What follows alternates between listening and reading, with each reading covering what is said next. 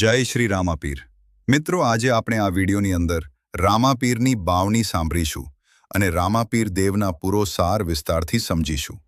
મિત્રો, રામાપીર બાવણી નિત્ય સાંભળવાથી ઘરમાં સુખ, શાંતિ અને સમૃદ્ધિનો વાસ થાય છે. ઘરની નકારાત્મક દુઃખ, રોગ દૂર થાય છે. દિવસમાં એકવાર જરૂરથી સાંભળવી. ચાલો શરૂ કરીએ. બોલો રામાપીરની જય જય જય શ્રી રામદેવ. કૃપાળા, ભક્તોના દુઃખ હરવાવાળા. અજમલજીના ઘેર અવતાર લીધો, ભક્તજનોનો ઉદ્ધાર કીધો. મિનલદેવ માતા હરખાય, પોકરણગઢમાં મંગલ ગવાય. સુગણા લાછુ બહેનો રમે, સૌ કોઈ તારા ચરણોમાં નમે. બાલપણામાં લીલા કીધી, કાપડ ઘોડામાં પરચો દીધી. ભૈરવ રાક્ષસનો કર્યો સંહાર, પ્રજાનો ટાળ્યો ભય અંધકાર. હરજી ભાટી તારો દાસ, પૂરી કરે સૌ મનની આસ.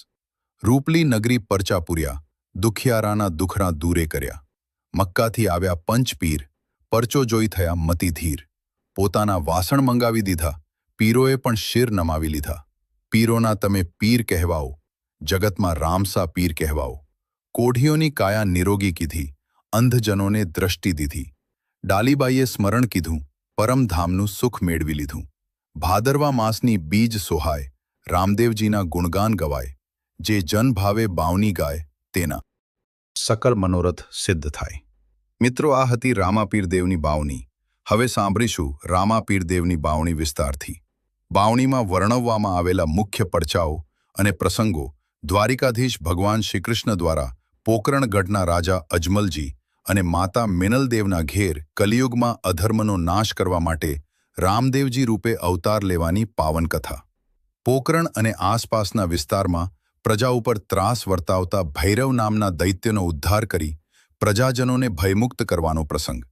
બાલ્યાવસ્થામાં દરજીએ કપડાનો ઘોડો બનાવવામાં કરેલી કપટતા દૂર કરી પ્રભુએ તે કાપડના ઘોડાને આકાશમાં ઉડાડીને સૌને પોતાની દિવ્ય શક્તિનો પરિચય આપ્યો હતો. મક્કાથી આવેલા 5 પીરોએ રામદેવજીની પરીક્ષા કરવા પોતાના પાત્ર વગર ભોજન કરવાની મનાઈ કરી.